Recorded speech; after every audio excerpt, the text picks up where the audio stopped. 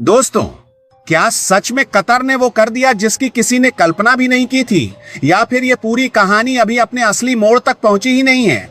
सोचिए, एक ऐसा देश जिस पर भारत ने सालों तक भरोसा किया, जिसके साथ ऊर्जा से लेकर रोजगार तक का गहरा रिश्ता रहा, वहीं अचानक एक ऐसा रुख अपना ले जो सीधे सीधे भारत को चुनौती देता नजर आए, तो सवाल उठना तो लाजमी है। और इस बार सवाल सिर्फ बयानबाजी का नहीं है, इस बार मामला कहीं ज्यादा गहरा और खतरनाक होता जा रहा है।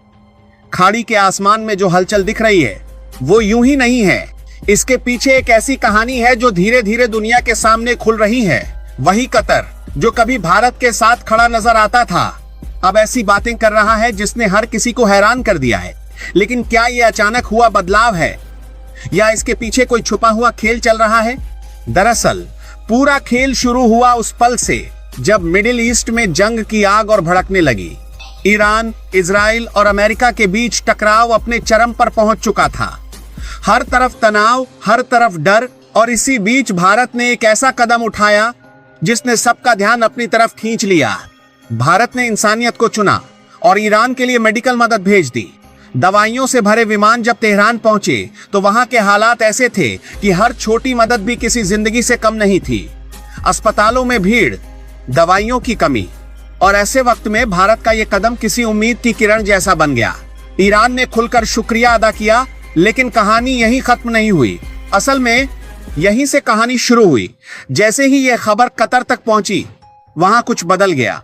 पहले धीमी नाराजगी, फिर अंदर ही अंदर उठता गुस्सा, और फिर अचानक एक ऐसा बयान जिसने सबको चौंका दिया। कतर ने भारत के इस कदम पर सवाल खड़े कर दिए। कहा गया कि भारत ने ईरान की मदद करके उन लोगों के जख्मों को नजरअंदाज किया है जो ईरानी हमलों में मारे गए। सोचिए, एक तरफ दवाइयां भेजी जा रही हैं और दूसरी तरफ उसी मदद को आरोपों के घेरे में खड़ा कर दिया गया है। लेकिन असली बात अभी सामने आनी बाकी थी। कतर ने सिर्फ नाराजगी ही नहीं दिखाई, उसने इशारों में चेतावनी भी दे दी।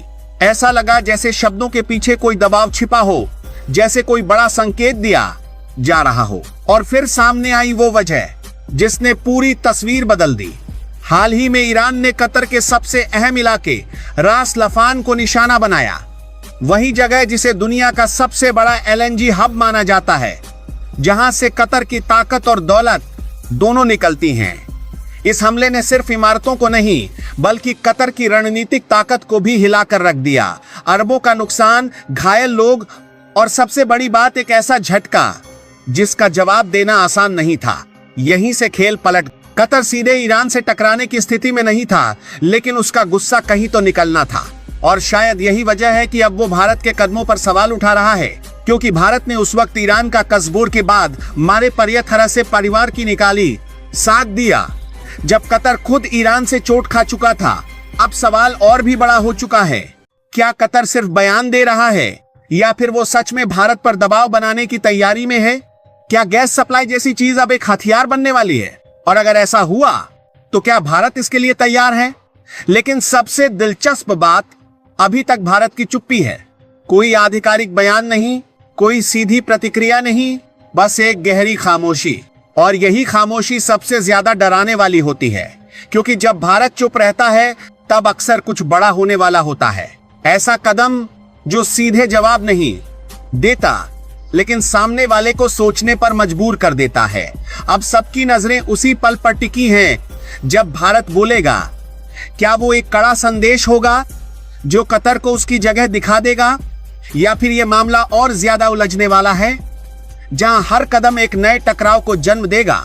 सवाल बहुत हैं, जवाब अभी आने बाकी हैं, और यकीन मानिए इस कहानी का सबसे बड़ा मोड़ अभी बाकी है। अब असली सवाल ये नहीं है कि कतर ने क्या कहा, असली सवाल यह है कि इस पूरे घटनाक्रम के पीछे जो खामोश खेल है, वह आने वाले समय में दुनिया का नक्शा कैसे बदल सकता है। ध्यान से देखिए, भारत ने जो किया वह सिर्फ मदद नहीं थी, यह एक संकेत था। एक ऐसा संकेत जो शब्दों में नहीं, बल्कि समय और फैसले में छिपा था। जब दुनिया के बड़े देश अपने अपने पक्ष चुन रहे थे, तब भारत ने किसी एक खेमे में जाने के बजाय एक अलग रास्ता चुना, इंसानियत का रास्ता। लेकिन इसी कदम ने एक नई तरह की राजनीति को जन्म दे दिया है, जिसे अब हर देश अपने तरीके से समझने की कोशिश कर रहा है। कतर की प्रतिक्रिया को अगर गहराई से समझें तो यह सिर्फ गुस्सा नहीं है, यह डर भी है।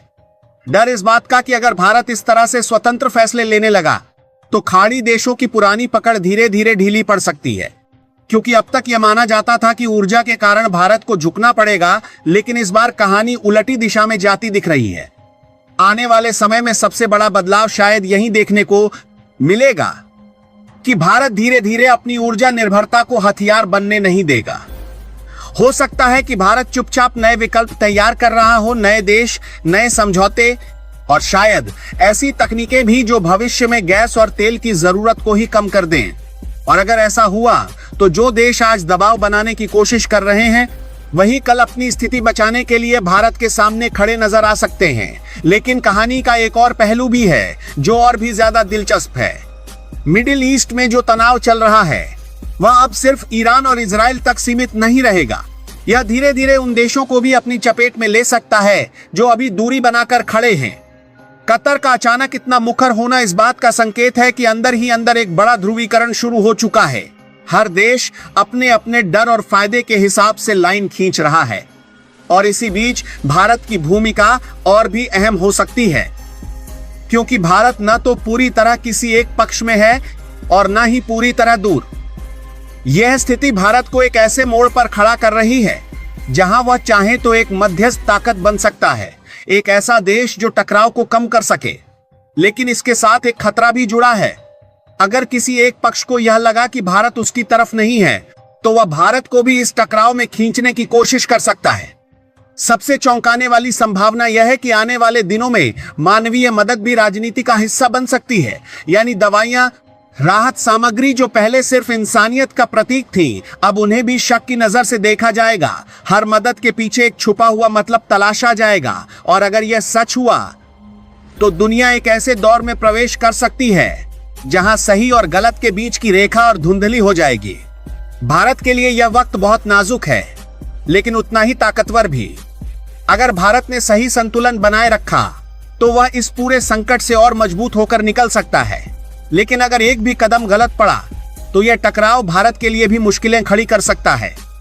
अब खेल सिर्फ बयानबाजी का नहीं रहा, यह एक ऐसा शतरंज बन चुका है जहां हर चाल के पीछे कई परतें छिपी हैं। और सबसे खतरनाक बात यह है कि असली खिलाड़ी अभी पूरी तरह सामने भी नहीं आए हैं। आने वाले दिनों में जो होगा वह सिर्फ भारत और कतर के रिश्तों को ही नहीं बल्कि पूरी दुनिया की दिशा को तय कर सकता है। और शायद असली कहानी अभी शुरू ही हुई है।